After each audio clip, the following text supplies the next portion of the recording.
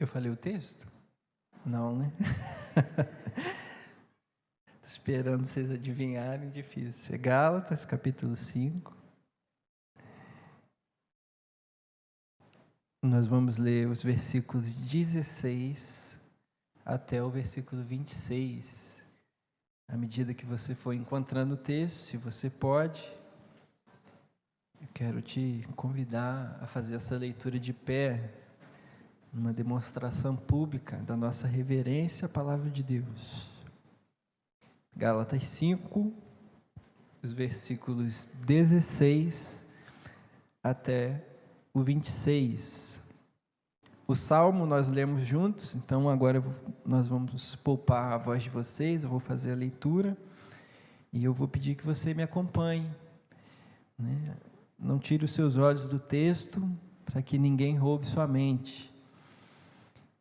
Gálatas 5, 16 a 26.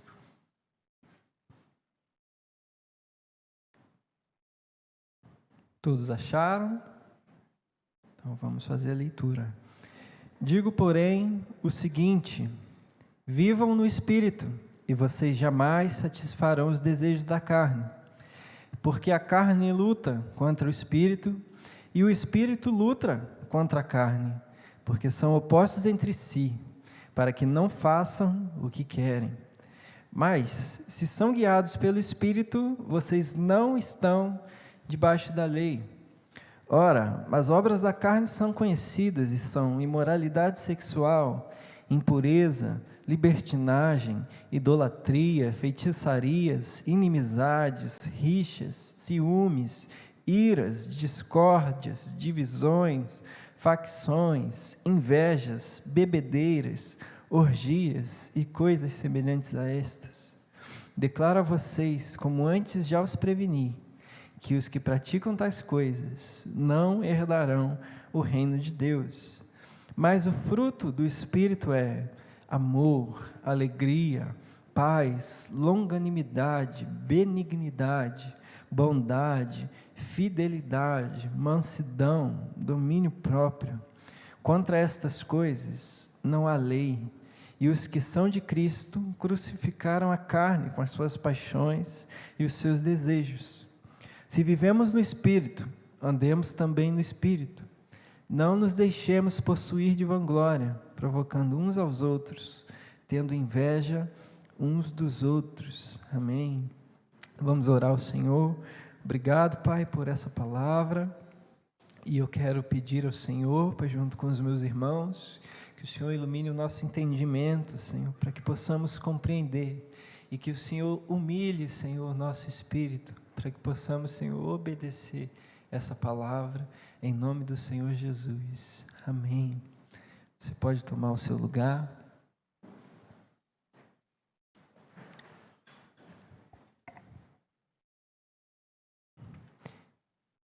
Esse é um texto conhecido de alguns, talvez não de todos, mas de muitos. E eu quero que a gente pense um pouquinho a respeito do que o apóstolo Paulo está falando aqui nessa passagem, porque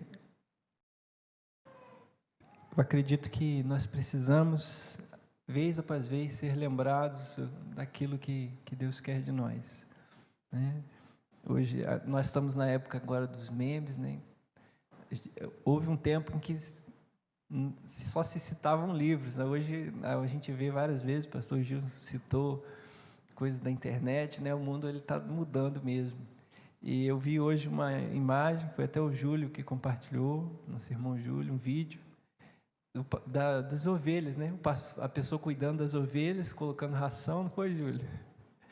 E aí vem a ovelha e dá-lhe uma chifrada no pastor, derruba ele, dá uma cabeçada. Aí, em outra situação, ele colocando a ração, aí o bicho vai lá e aí colocou a legenda, né? O pastor tentando ajudar a igreja. Aí está lá, ele botando o alimento e tal. Aí os irmãos, aí as ovelhas dando cabeçada no pastor e tal. Então a gente precisa ser lembrado, porque a ovelha precisa, né, estar sempre sendo orientada no caminho.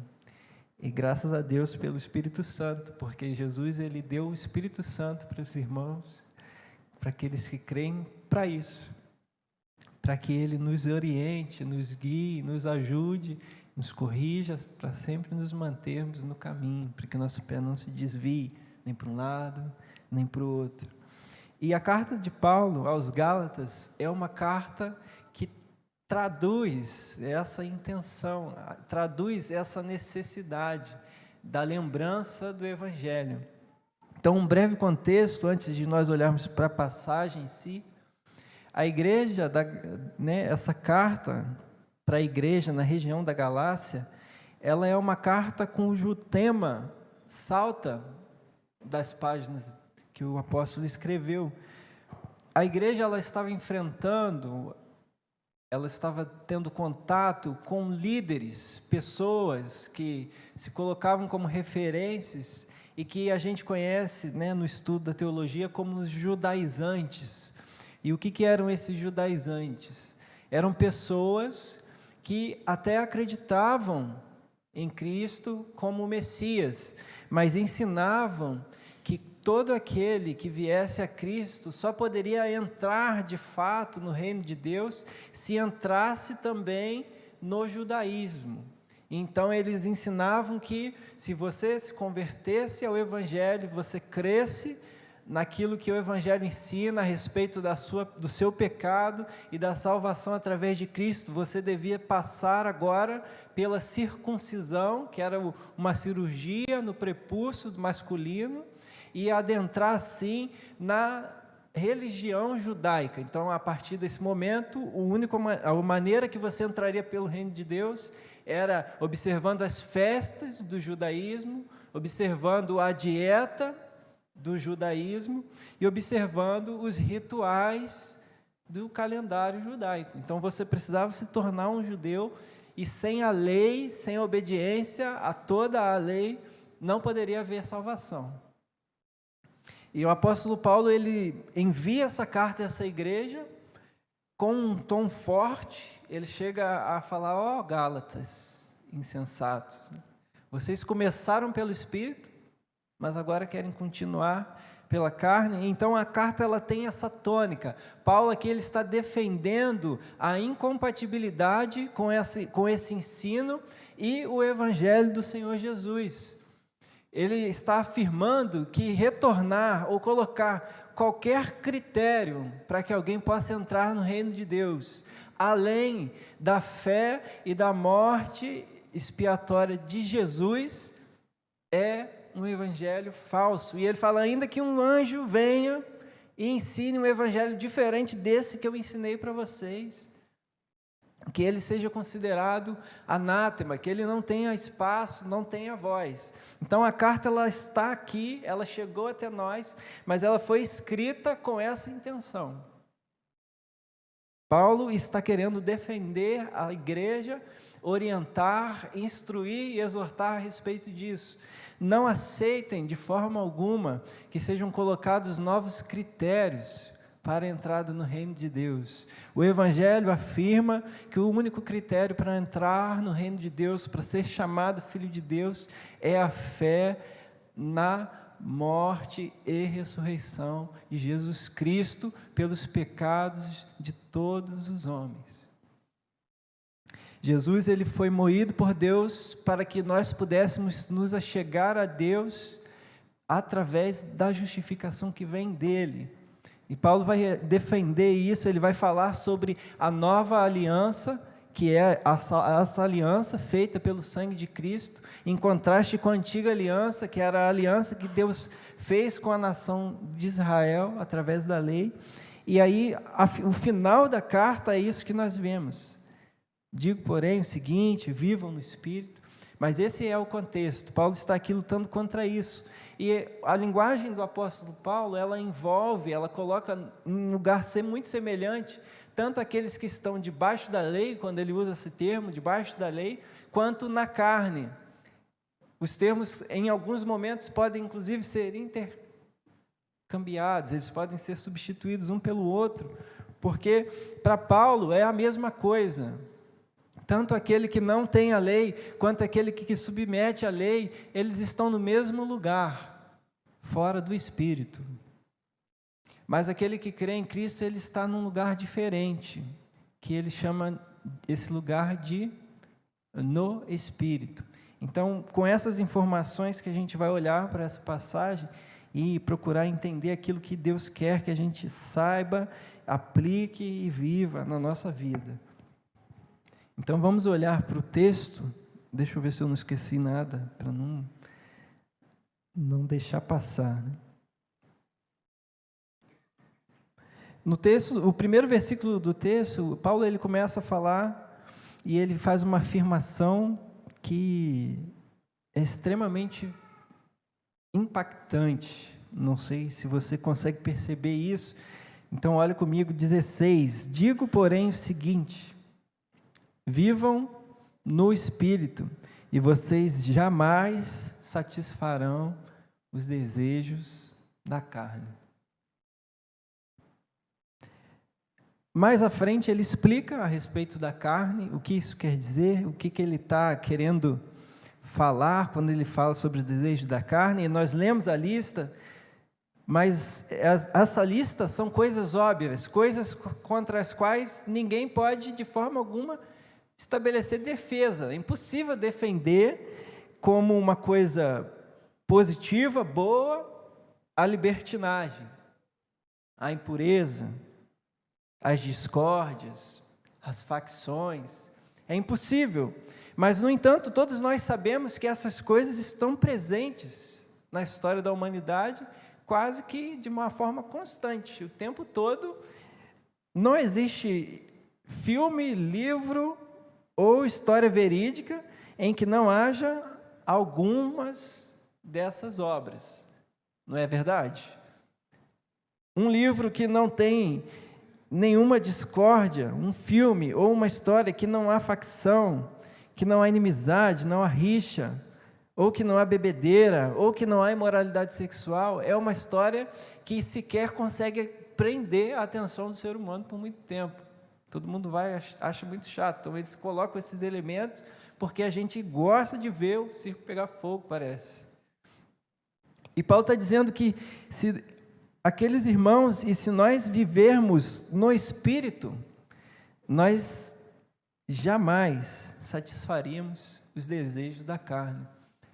Jamais. E os estudiosos aí do grego, eles afirmam que essa expressão que foi traduzida por jamais é a forma negativa mais forte do grego. É nunca, jamais. De jeito nenhum. Se vocês andarem no Espírito, se vocês viverem no Espírito, vocês jamais satisfarão os desejos da carne. O Evangelho do Senhor Jesus, ele ensina, ele nos mostra, nos revela a nossa condição.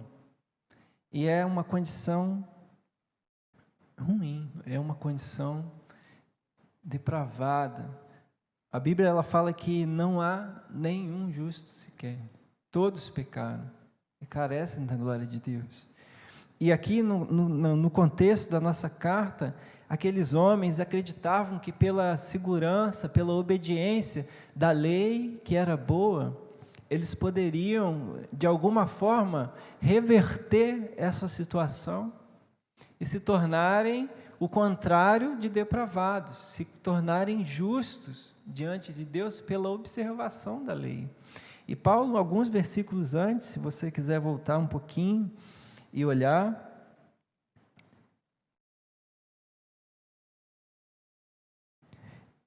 no versículo 10 do capítulo 3, ele explicando a respeito desse assunto, ele diz: pois todos os que são das obras da lei estão debaixo de maldição. Porque está escrito: maldito aquele que não permanece em todas as coisas escritas no livro da lei para praticá-las. E é evidente que pela lei ninguém é justificado diante de Deus, porque o justo viverá pela fé. Ora, a lei não procede de fé, mas aquele que observar os seus preceitos, por eles viverá. O que Paulo está dizendo e o que o Evangelho nos informa é que O mundo ele foi criado por Deus e pertence ao Senhor, como nós lemos no Salmo 24, no início.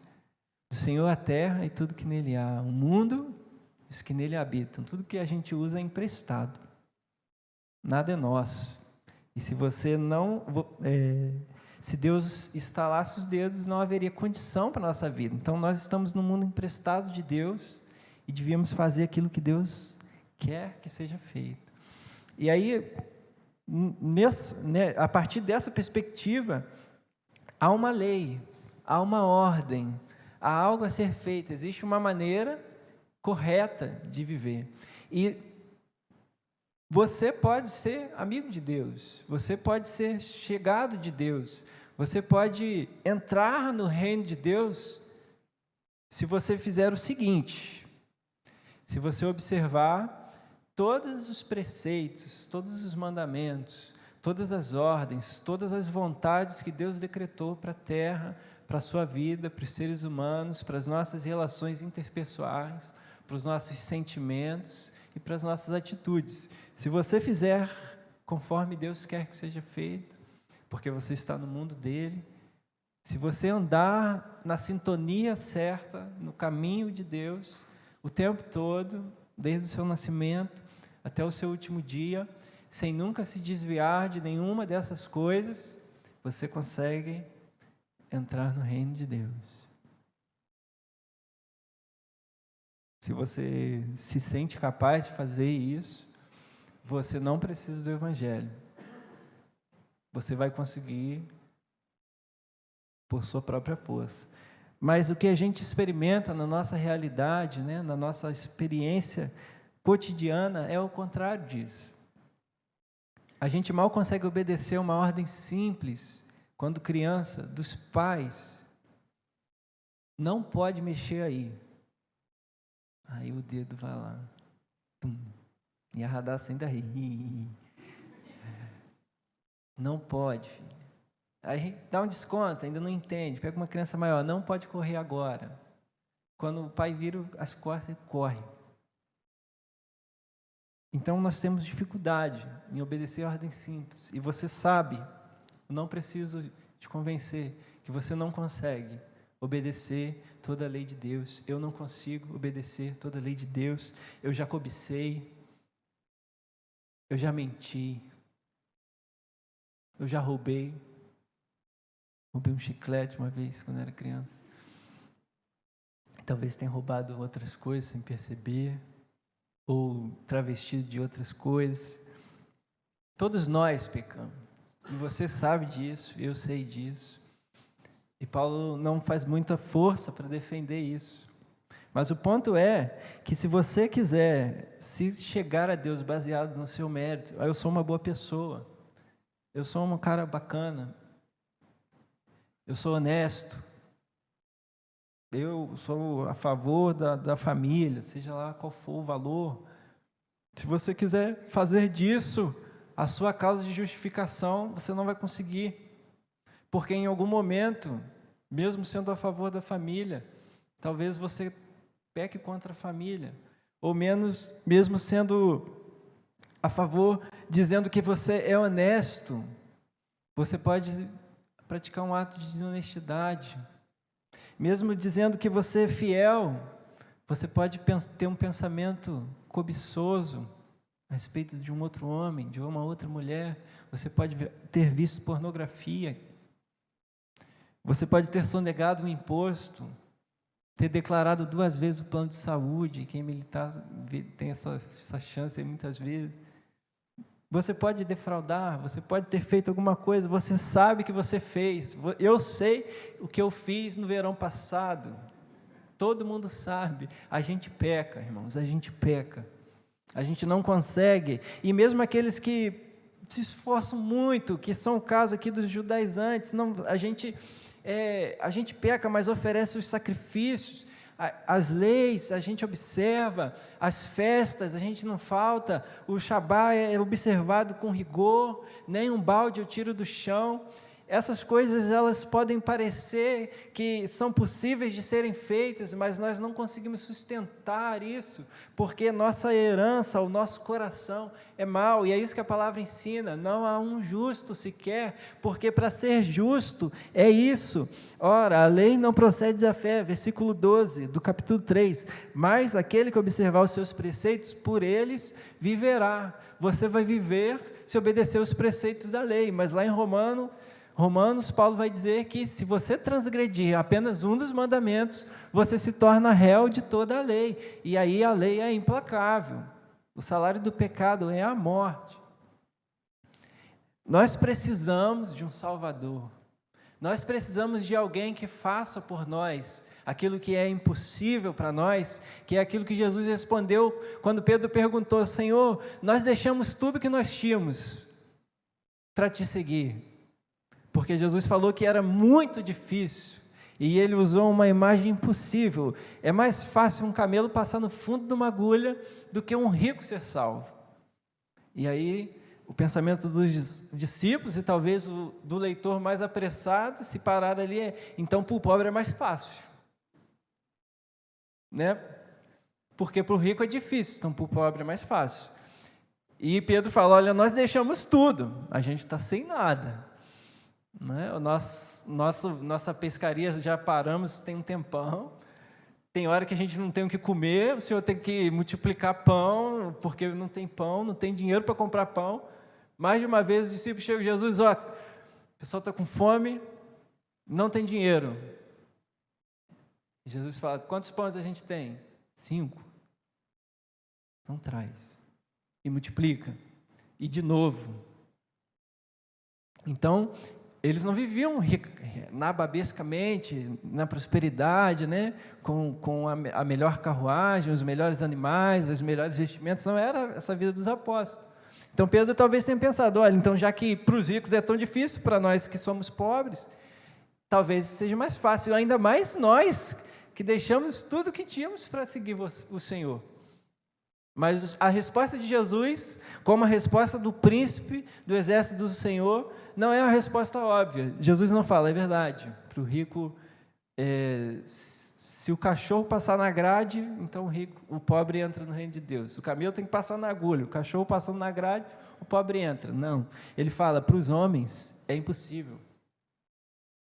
Para os homens é impossível. Por quê? Porque a salvação depende disso. A santidade do Senhor, ela é algo que nós não conseguimos compreender com muita clareza, mas que Isaías experimentou quando viu o Senhor, e a reação dele é a reação que nós vamos ter quando nós vemos o Senhor: ai de mim, eu vou morrer.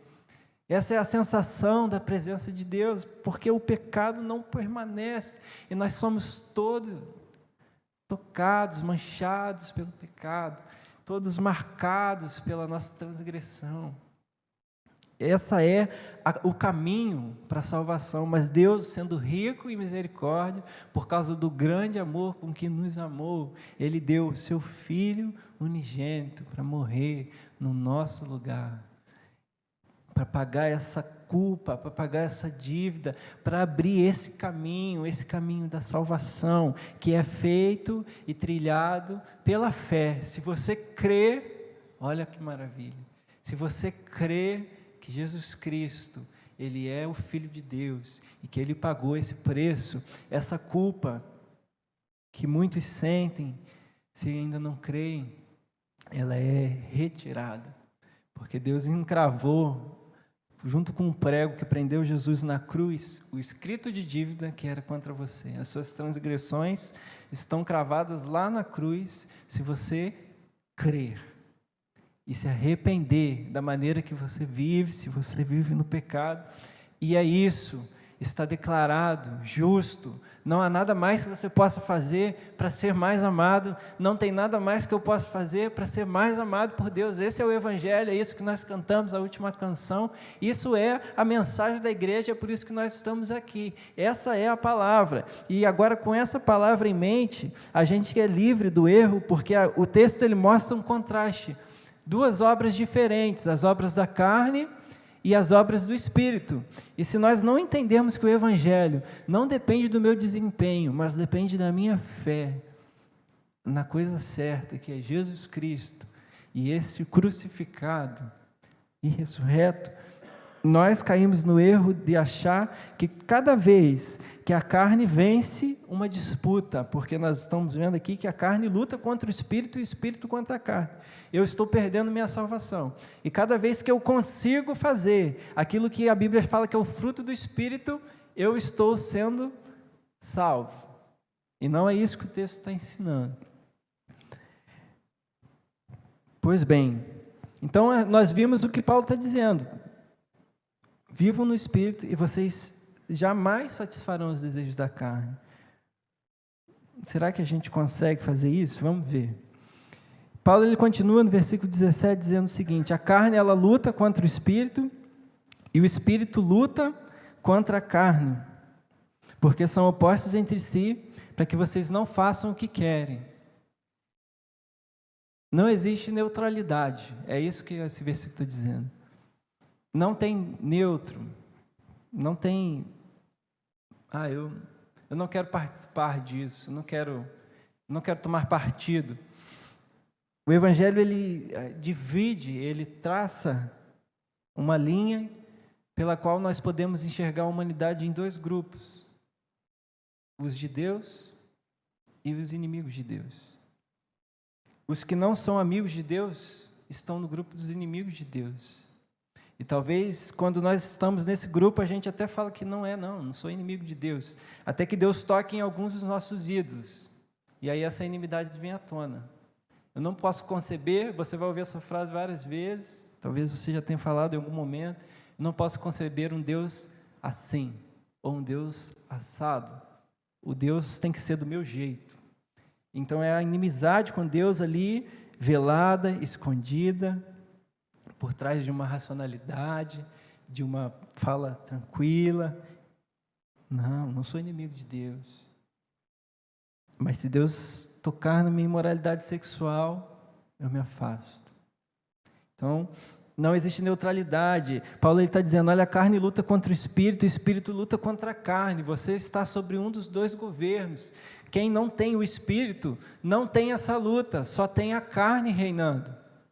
Quem tem o Espírito, tem um novo governo, mas Deus não remove a carne no momento imediato. Nós convivemos nessa luta. Mas o fato é que vocês não fazem o que querem.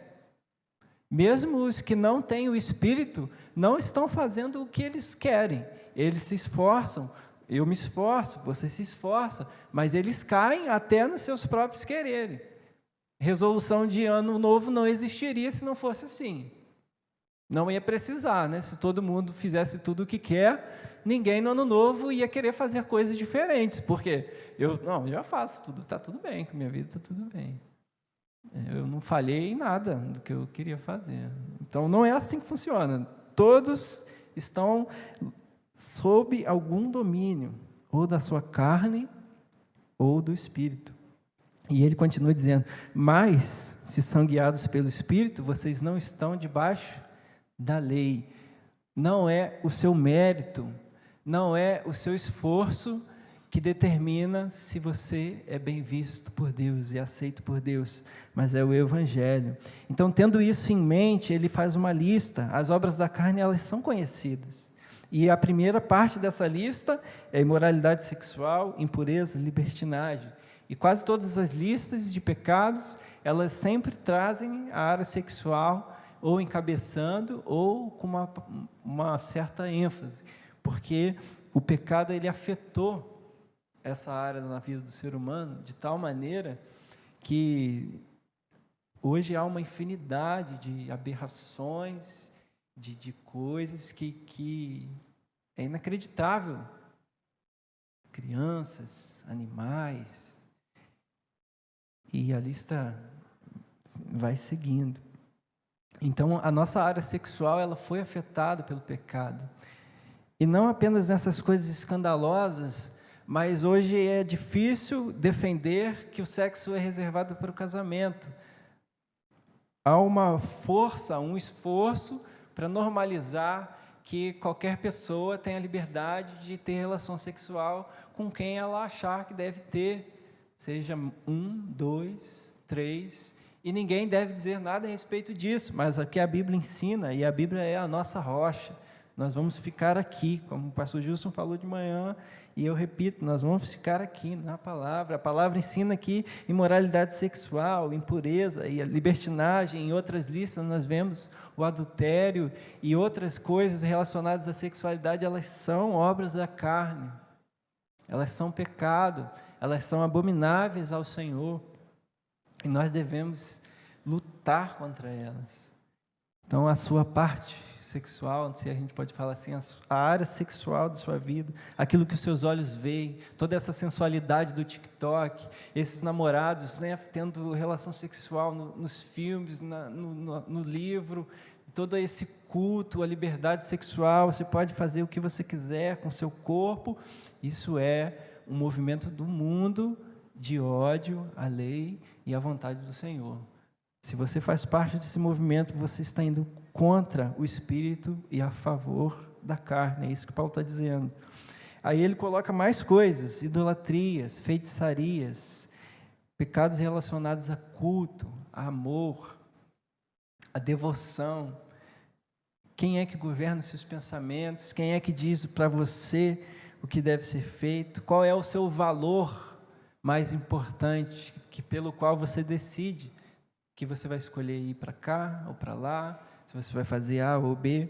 Esse é valor central, essa maneira que governa as suas escolhas pequenas é o seu ídolo.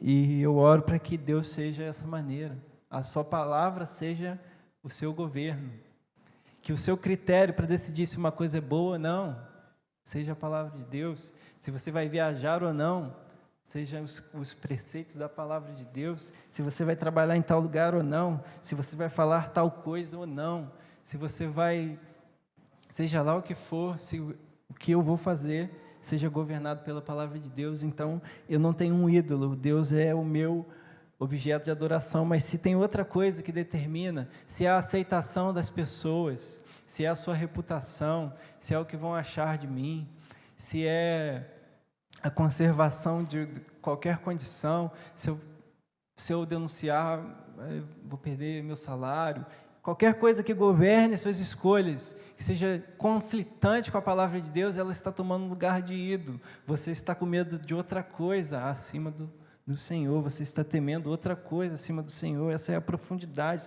da idolatria e junto com ela a feitiçaria. E Paulo continua a lista, agora ele vai para uma área que é mais, vamos dizer assim, horizontal, né? Inimizades, rixas, ciúmes, iras, discórdias, facções, invejas. Essa é a maior parte da lista, porque é onde a gente sempre, não importa quão certinho sejamos, né? Basta botar para conviver em grupo. Aí a gente vê que a gente não é tão santo assim, né? Eu fiz curso de formação por 8 meses.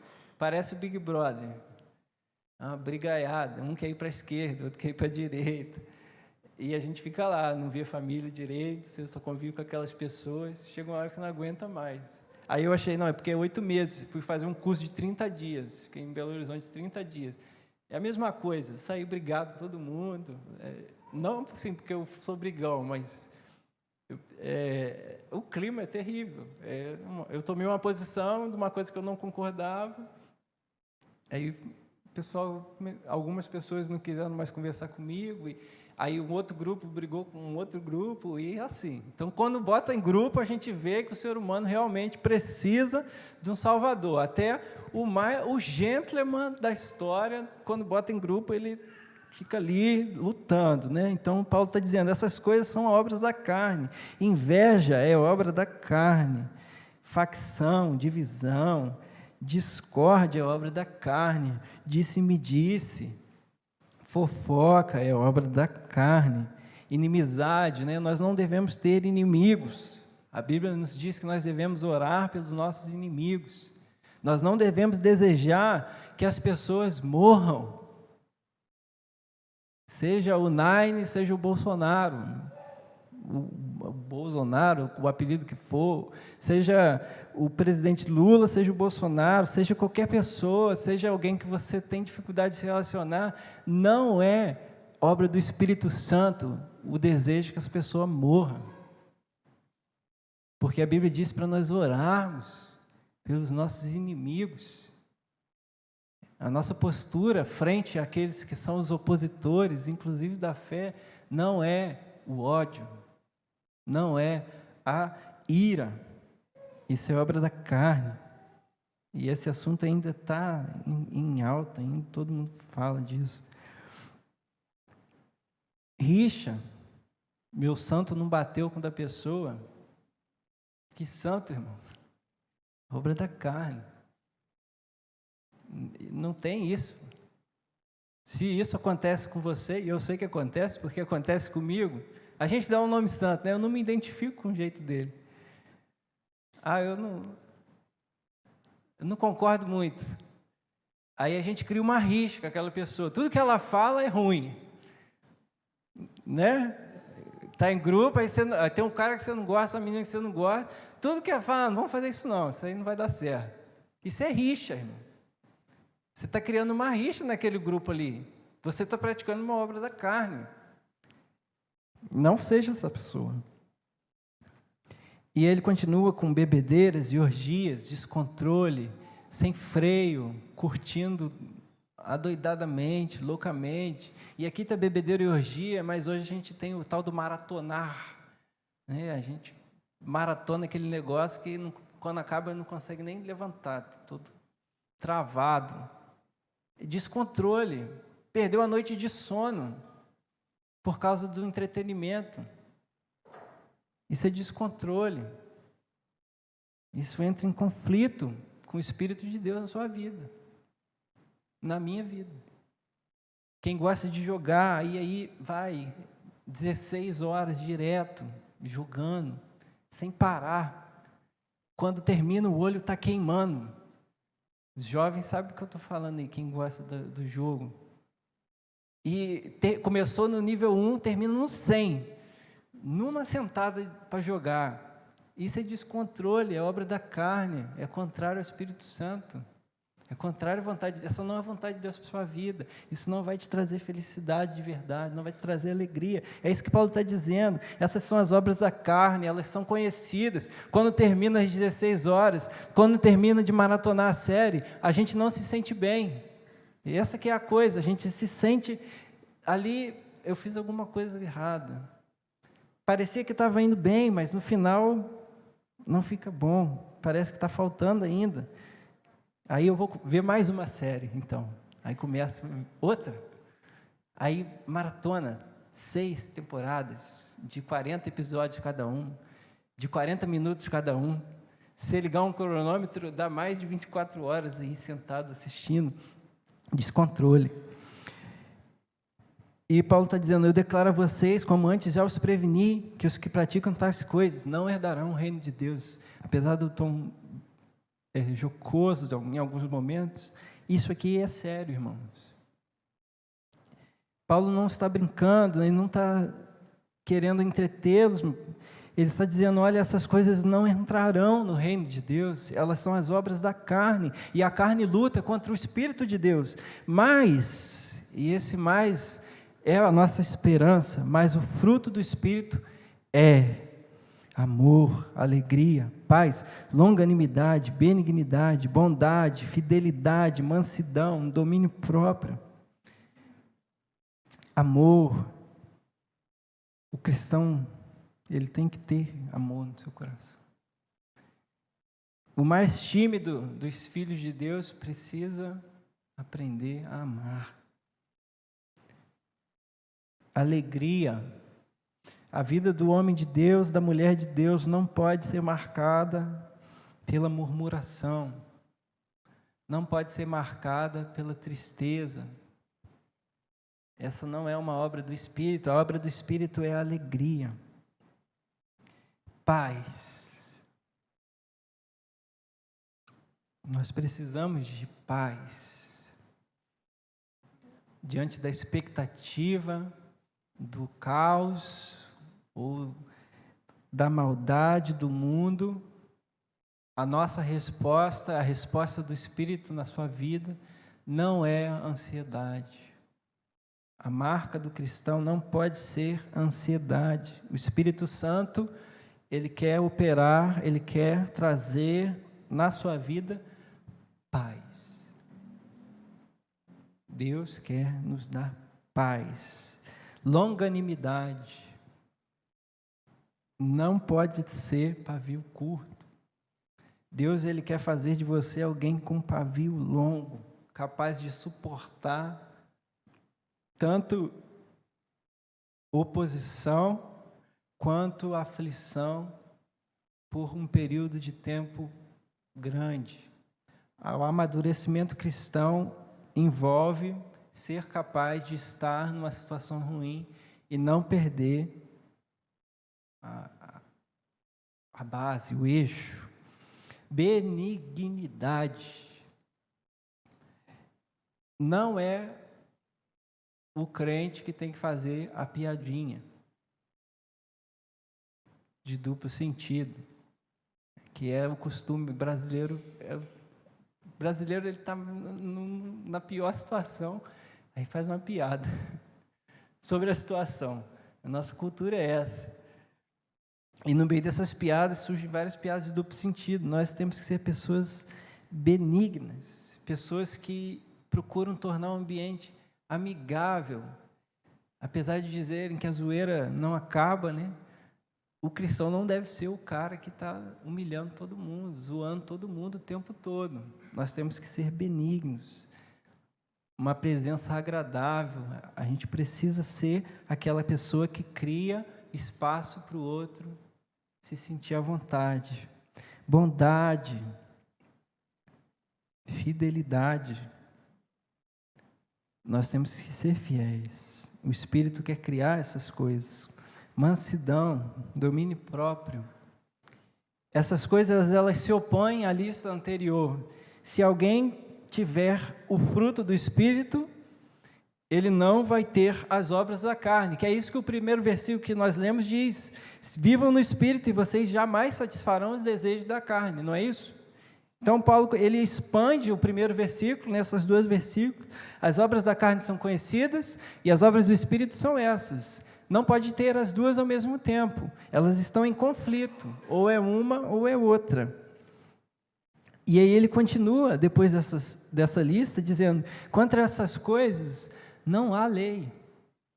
Não há nada que possa dizer que a bondade ela é pecado, ou que a benignidade é pecado. Ela sempre está certa. A alegria, ela é sempre devida, sempre apropriada. O amor, ele é sempre devido, sempre apropriado. A paz, a longanimidade, a fidelidade são sempre devidas, sempre apropriadas. É isso que ele está dizendo. Contra essas coisas não há lei. E os que são de Cristo crucificaram a carne com as suas paixões e os seus desejos. Se você é de Cristo, assim como eu sou de Cristo, as paixões da nossa carne, elas estão na cruz, elas estão agonizando. Elas não morreram ainda, mas elas precisam ser derrotadas na minha e na sua vida. Não é normal que eu fique tantos anos na presença de Deus e lute com as mesmas coisas até o último dia. Eu preciso progredir. É isso que o apóstolo Paulo está dizendo. Se vocês viverem no Espírito, vocês jamais satisfarão os desejos da carne. Nós não vamos ser perfeitos. O cristão não vai conseguir ser perfeito, alcançar, né, um nível de santidade que ele nunca peca, mas o cristão não pode viver pecando, não pode viver no pecado, não pode viver na lama, rolando como um porco. O cristão é a ovelha. Talvez a lã até manche na lama, mas ela não fica toda enlameada, tem que ficar limpa. E assim é a nossa vida. E por isso, ele conclui dizendo esse pequeno texto: se vivemos no Espírito, andemos também no Espírito. Não nos deixemos possuir de vanglória, provocando uns aos outros, tendo inveja uns dos outros. E no capítulo 6 ele vai falar mais a respeito dessa dinâmica entre as pessoas, mas o que eu quero que a gente guarde para o nosso coração essa noite, eu estou terminando, é aquilo que o apóstolo Paulo ensina no versículo 16: vivam no Espírito e jamais satisfarão os desejos da carne. A vontade de Deus para a minha vida, para a sua vida, é que você cresça em santidade. É através do crescimento em santidade que as bênçãos do Senhor nos alcançarão, que a sua bondade e a sua misericórdia nos seguirão. É através desse florescimento, daquilo que o apóstolo Paulo está chamando aqui de fruto do Espírito. A analogia é que nós somos uma árvore, e a prova de que essa árvore ela é do Espírito é que ela dá fruto do Espírito. É a mesma analogia que Jesus usa. Pelos frutos vocês os conhecerão. Nenhuma árvore boa pode dar um fruto mau, nenhuma árvore má pode dar um fruto bom. O fruto é o que dá a identidade para o outro. Como alguém vai saber que eu sou um cristão? Como eu vou ser identificado como um filho de Deus? Como que o reino espiritual, como que os demônios vão saber que eu sou um cristão? Pelo fruto. Não é à toa que aqueles jovens, quando quiseram expulsar o demônio em nome de Paulo, os demônios se voltaram contra ele. Eu conheço Paulo, conheço Jesus a quem ele prega, mas vocês eu não conheço. Então, nós precisamos ser conhecidos pelo fruto. E como fazer isso? Como? Porque a afirmação é forte, e nós podemos nos apegar a ela. Vivam no Espírito, e vocês jamais satisfarão os desejos da carne. Você crê nisso? Você crê que é possível não satisfazer os desejos da sua carne? Que você não precisa ser escravo desse pecado? Que eu não preciso ser escravo desse pecado? Não preciso ter pecados de estimação, um termo que se tornou comum entre os cristãos. Pecados de estimação, estão sempre me acompanhando. Hoje eu quero que você coloque seu pecado de estimação numa pedra e sacrifique ele ao Senhor. Porque só é para isso que vai servir um pecado de estimação, para mais nada. Eu creio nesse versículo, eu creio que há vitória para mim, há vitória para você, a respeito de qualquer pecado. E nós estamos falando de perfeição. E Paulo não está falando de perfeição. Mas como nós podemos, então, viver no Espírito? A ideia aqui, em outras versões, diz andar no Espírito. É a ideia de estar constantemente na presença do Espírito, obedecendo às instruções que Ele dá. Isso é andar, viver no Espírito. Então, nós precisamos que a eternidade invada o nosso cotidiano. É assim que você vai vencer, é assim que eu vou vencer os pecados que vêm para me tentar, para me assolar, para me escravizar, os vícios, as distrações, andando com a eternidade no meu cotidiano. Como fazer isso na prática? Jesus, ele disse que aquele que tem os mandamentos dele e os guarda, esse é o que me ama.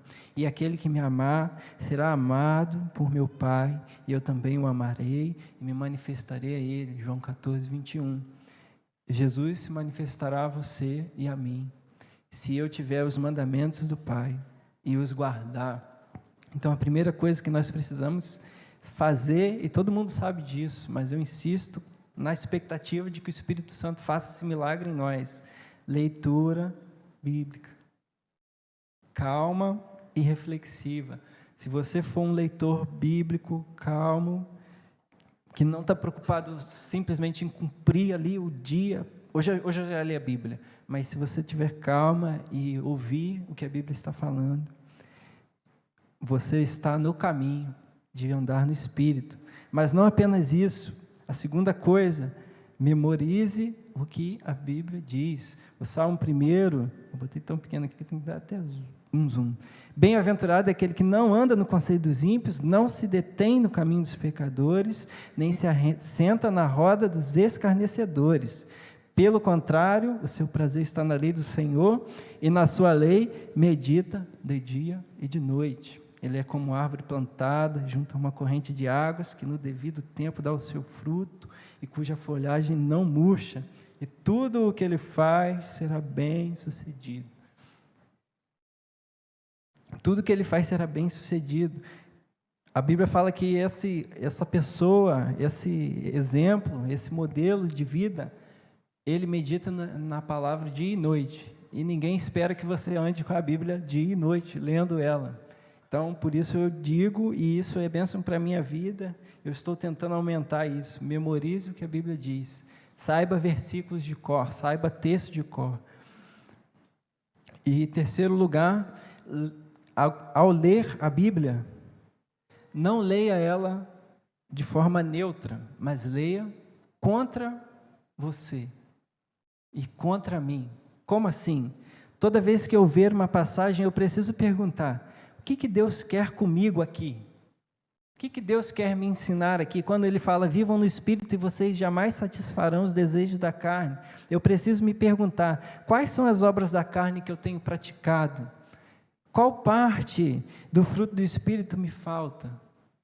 Como eu vou fazer isso? Então, estude a Bíblia, leia com calma, memorize o que ela fala e sempre leia contra você. Em quarto lugar, sempre fale, procure falar, sobre isso com outras pessoas. A gente acaba vivendo muito na bolha, fala de todos os assuntos e pouco da Bíblia. Então, seja aquela pessoa que puxa o assunto da Bíblia, daquilo que você leu, da luta que você enfrentou, do testemunho que você deu, daquilo que Deus fez na sua vida, ou da dúvida que você tem, da frustração. Converse a respeito das coisas de Deus, e eu digo isso não porque eu acho que é legal, mas a Bíblia fala isso, portanto, tenham cuidado com a maneira que vocês vivem, vivam não como tolos, mas como sábios, aproveitando bem o tempo, porque os dias são maus. Por esta razão, não sejam insensatos, mas procurem compreender a vontade do Senhor. E não se embriaguem com vinho, pois isso leva à devassidão, mas deixem-se encher do Espírito.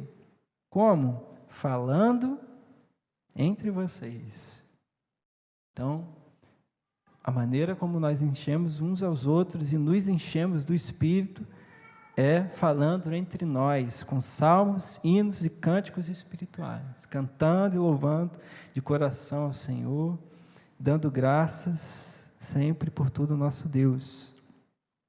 Efésios capítulo 4, o versículo 15, se você quiser conferir depois. E por último, que você e eu façamos aquilo que o Espírito ordena.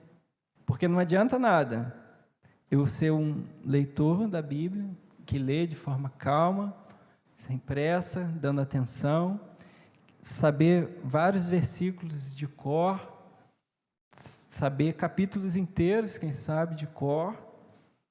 Eu leio ela contra mim, eu procuro entender como eu posso fazer aquilo que ela está me instruindo a fazer ali, e eu compartilho com as outras pessoas tudo isso que eu estou aprendendo. Se eu não obedecer, fizer, praticar, não vai valer nada. E é isso que a Bíblia ensina lá em Tiago, no capítulo 2, versículo 12, ele diz: tenham cuidado, irmãos, que nenhum de vocês tenha um coração mau e descrente, que se afaste do Deus vivo. Pelo contrário, animem uns aos outros todo dia, durante o tempo que se chama hoje, a fim de que nenhum de vocês seja endurecido pelo engano do pecado. Porque temos nos tornado participantes de Cristo, se, de fato, guardamos firmes até o fim a confiança que desde o princípio tivemos. Como se diz: hoje, se ouvirem a voz, não endureçam o coração, como foi na rebelião. Não adianta ouvir e não praticar. Então, se você quer vencer o pecado na sua vida, e você já é um crente, já é um servo do Senhor, a Bíblia promete vitória para mim e para você, através da vida no Espírito. Que você e eu sejamos homens e mulheres que estão empenhados intencionalmente em viver e ser cheios e experimentar dessa presença, desse poder que é o Espírito de Deus na nossa vida. Se você é uma pessoa que não entende bem o que eu estou dizendo, não sabe como é que é isso do Espírito, não conhece, vive na igreja, mas nunca ouviu a voz do Espírito, saiba que você precisa do Espírito Santo. O seu esforço não vai te salvar. Só Jesus pode te salvar. E o convite dele está estendido, as mãos dele estão estendidas, para que nós reconheçamos a nossa insuficiência e a nossa necessidade dele. Então, quero convidar você a ficar de pé, nós vamos orar. Passei alguns minutos, mas Deus sabe de todas as coisas. Senhor amado, obrigado pela Tua palavra. Obrigado, Senhor, porque o Senhor deixou a instrução que nós devemos seguir. Obrigado pela salvação mediante a fé, pela graça do Senhor, não por obras, para que ninguém se glorie. Obrigado, Senhor, porque o Senhor deu o Seu Filho no nosso lugar. Nós não conseguimos, Senhor, mas o Senhor fez por nós. E agora, Senhor, colocou nas nossas mãos o trabalho de desenvolver com temor e com tremor a salvação que o Senhor nos deu. Por isso, te pedimos, Senhor, ajuda-nos a viver no Espírito. Dá-nos um coração obediente, aberto à Tua palavra, para que possamos fazer aquilo que o Senhor quer de nós e assim experimentemos a alegria, o amor, a bondade, a benignidade, a fidelidade, a mansidão, o domínio próprio, que essas coisas marquem a nossa vida, a paz, que a ansiedade não tenha mais espaço na minha vida, na nossa vida, que a depressão não tenha mais espaço na minha vida, Senhor, que a murmuração não tenha mais espaço na minha vida, mas que o Teu Espírito seja o meu governante, o meu Senhor, o meu dono, o meu tesouro. É a nossa oração em nome do Senhor Jesus, Pai. Leva-nos em paz. Obrigado por este domingo abençoado. Guarda, Senhor, o coração do Teu povo, protege, dá uma semana de vitória, Senhor, ajuda cada um naquilo que precisa realizar, Senhor, na segunda, na terça, na quarta, até o próximo domingo, ou a próxima vez que estivermos reunidos. Ajuda-nos, Senhor, a guardar-nos deste mundo mal, em nome do Senhor Jesus. Faz-nos faróis para mostrar a Tua glória. É o que eu te peço, Pai. Amém.